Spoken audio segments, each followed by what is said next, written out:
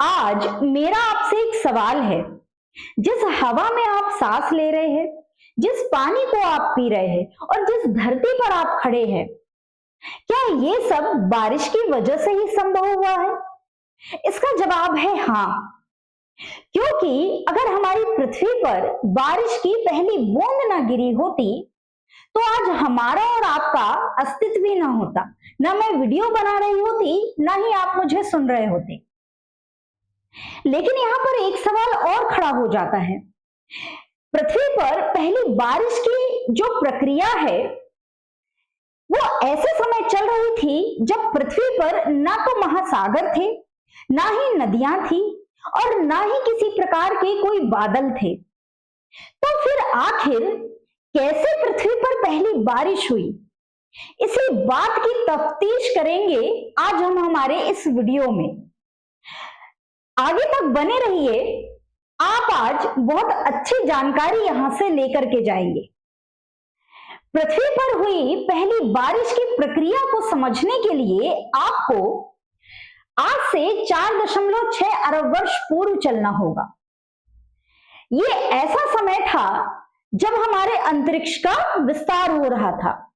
मतलब big bang theory ने हमको ये बता दिया कि ब्रह्मांड का निर्माण कैसे हुआ।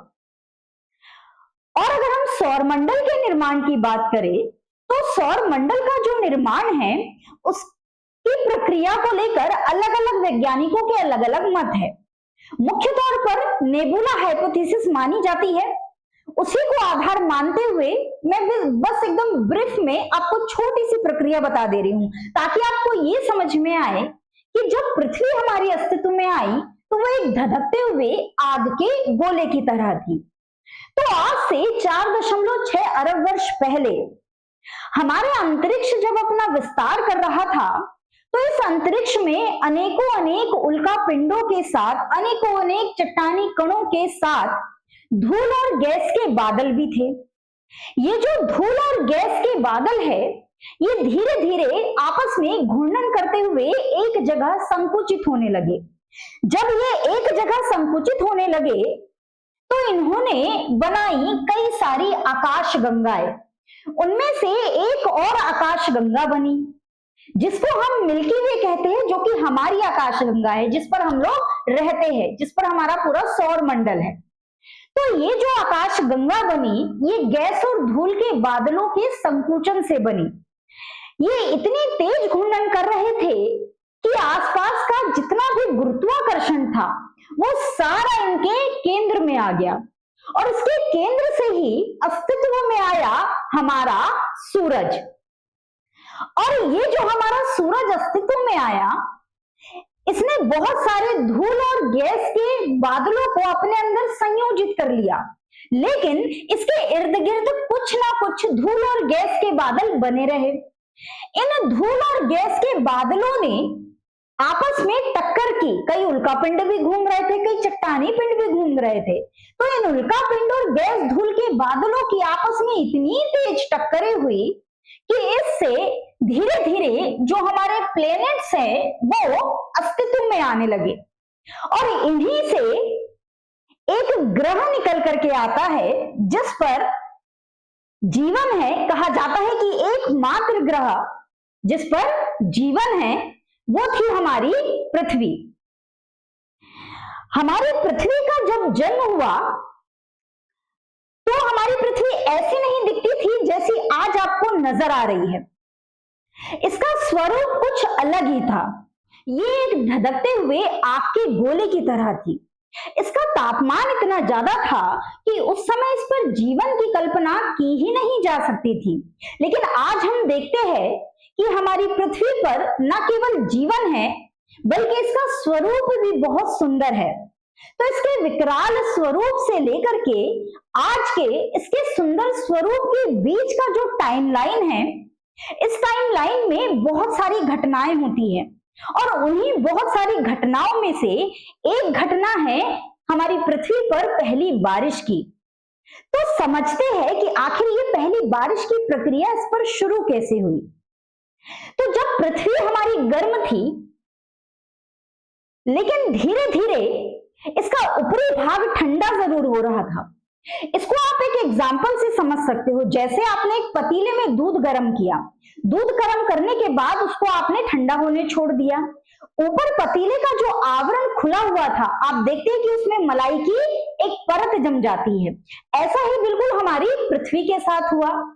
हमारी पृथ्वी चारों ओर से खुले आवरण की है, ठीक है। तो गर्म धधकता हुआ ये गोला जब खुले आवरण के संपर्क में आया तो इसके चारों ओर एक लेयर बनने लगी। ये जो लेयर, इस पे शुरुआती लेयर बन रही थी, ये था इसका क्रस्ट। अब चूंकि ऊपर से तो ये ठंडी हो गई, इस पर लेयर बन गया, उतनी ठंडी नहीं हुई थी, लेकिन हाँ थोड़ी थोड़ी ठंडी होने लगी थी। इसको एक और एग्जांपल से समझ सकते हो। जैसे आप एक कटोरे में दलिया बनाते हो, दलिया गरम करके लीजिएगा, जब आप उसको खाने बैठेंगे तो ऊपर का जो दलिया है वो आपको ठंडा लगेगा, लेकिन नीचे वो क्या होता है, अभी भी गर्म होता है। तो ऐसी हमारी धरती, चूंकि ऊपर से खुला आवरण था तो उसके ऊपरी लेयर बनने लगी और ऊपर से ये ठंडी लगने लगी, लेकिन इसके अंदर अभी भी गर्माहट मौजूद थी, और कोई थोड़ी बहुत गर्माहट नहीं थी, बहुत अच्छी खासी गर्माहट थी। तो ये जो गर्माहट है ऊपर लेयर बनने की वजह से बाहर निकलने के लिए विचलित होने लगी। अंदर की जो गैसें थी वो बहुत ज्यादा विचलन करने लगी, बेचैन होने लगी कि कैसे, कौन से रास्ते से मैं बाहर निकल जाऊं। तो ऐसे ही जब ये गैसें विचलित हुई तो इन गैसों ने इन पपरपट्टी को तोड़ करके अंदर का जो मैग्मा है उसको बाहर फेंकना शुरू किया। यानी कि हमारी पृथ्वी जब अस्तित्व में आई, इस पर सबसे पहले लेयर बननी शुरू, यानी क्रस्ट का फॉर्मेशन शुरू हुआ, और क्रस्ट के फॉर्मेशन होने की वजह से अंदर की गैसें विचलित हुई और वो बाहर निकल आई। यानी कि पहली बार हमारी धरती पर क्या होने लगी, चारों ओर ज्वालामुखी क्रियाएं।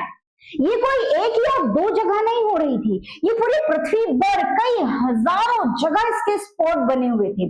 कई हजारों जगह ये वोल्केनिक इरप्शन की जो प्रोसेस है वो स्टार्ट हो गई थी, और इनसे जो ये गैसें और मैग्मा निकल रहा था, मैग्मा तो हालांकि पृथ्वी के ऊपर ही जम रहा था, लेकिन जो ये गैसें निकल रही थी ये ऊपर की ओर जाने लगी।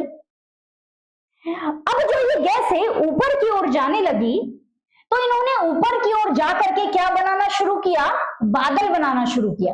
और एक बात याद रखना, शुरुआती जो बादल बन रहे थे, यानी कि शुरुआत में जो हमारे वायुमंडल के निर्माण की प्रक्रिया चल रही थी, इस वायुमंडल में ऑक्सीजन मौजूद नहीं थी। यानी उस समय जो ज्वालामुखी क्रियाएं हो रही थी उससे निकलने वाली गैसों में जलवाष्प थी, नाइट्रोजन था, अमोनिया थी, कार्बन डाइऑक्साइड था, मीथेन था, सल्फर था। ऑक्सीजन तो हमारे वायुमंडल में बहुत बाद में आती है। तो शुरुआती जो वायुमंडल बन रहा था, इस वायुमंडल में ऑक्सीजन ही नहीं थी, याद रखिएगा, है ना। और अगर ऑक्सीजन हो जाती तो जीवन नहीं बन पाता, ये बात भी याद रखना, क्योंकि ऑक्सीजन की एक आदत होती है कि वो चीजों को जुड़ने नहीं देती है। तो इस प्रकृति ने बहुत सुंदर तरीके से इस पृथ्वी को रचा है, और आज हम मनुष्य इस प्रकृति को ही तहस नहस करने में लगे हुए हैं, है ना। तो चलो आते हैं, अब यहाँ पर चूंकि क्या बनने लगे, चारों ओर बादल बनने लगे, आरंभिक वायुमंडल का निर्माण होने लगा। अब ये जो आरंभिक वायुमंडल बन रहा था और ये जो बादल बन रहे थे, पृथ्वी के अंदर एक मैग्मेटिक डिफरेंशिएशन की भी प्रोसेस चल रही थी, और ये जो मैग्मेटिक डिफरेंशिएशन की प्रोसेस चल रही थी, इसकी वजह से जो भारी तत्व थे वो इसके केंद्र में जाने लगे थे, और इसमें गुरुत्वाकर्षण का निर्माण होने लगा था। तो पृथ्वी ने अपने गुरुत्व से इन बादलों को अपने चारों ओर रोक कर रखा था, यानी कि वायुमंडल अब पृथ्वी के गुरुत्व से धीरे धीरे जुड़ने लगा। तो इसके आसपास जो ये पूरे बादल निर्मित हुए, ये बहुत लंबे समय तक प्रक्रिया चलने लगी, लगातार गैसें निकल रही थी, लगातार बादल बन रहे थे। लेकिन एक समय ऐसा आया कि ये बादल अब ज्यादा बोझ नहीं उठा पाए और संघनित हो गए, और संघनित होकर इन्होंने लगातार कई वर्षों तक कंटिन्यूअसली बारिश होती रही। आज की तरह 2 या 4 महीने बारिश नहीं हो रही थी, कई सालों तक बारिश होती रही, कई सालों तक। कई सालों तक हुई इस बारिश ने पृथ्वी को बहुत हद तक धीरे धीरे ठंडा करने का काम किया। और जब हमारी पृथ्वी धीरे धीरे ठंडी हुई, शीतल हुई, जो ये बारिश का जल इन इलाकों में गिरा, तो जो जैसे ये खाली जगह है, ये खाली जगह, इन खाली जगहों में ये जल क्या हुआ, भर गया। तो जो क्रस्ट बने वो क्रस्ट एक तरफ हो गए और सारी ओर क्या भरने लग गया, जल भरने लग गया। तो हमारी पृथ्वी का खाली हिस्सा, जिस पर आज हम देखते हैं लगभग 70% भाग पर जल मौजूद है, 71% है ना, जल मौजूद है, तो ये क्या बने, महासागर बने। और धरातल पर जो जल प्रवाहित होने लगा, उनसे क्या बनने लग गई, धीरे धीरे नदियां अस्तित्व में आ गई।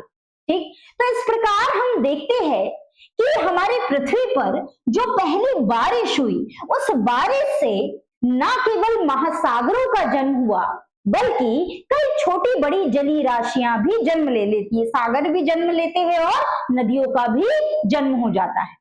लेकिन एक बात और याद रखना है यहाँ पर, जिस समय ये बारिश हो रही थी, उस समय जिन बादलों से ये बारिश हो रही थी, वो बादल किससे बने थे, मुख्य तौर पर सिर्फ और सिर्फ ज्वालामुखी क्रिया से उत्पन्न गैसों की वजह से। और चूंकि उस समय हमारी धरती बहुत ज्यादा गर्म थी, तो निकलने वाली जो गैसें थी वो कैसी थी, अम्लीय प्रकृति की। ठीक, अब ये जो अम्लीय प्रकृति की गैसें थी, ये बारिश भी कैसी कराएगी, एसिड रेन कराएगी, यानी कि अम्लीय वर्षा कराएगी।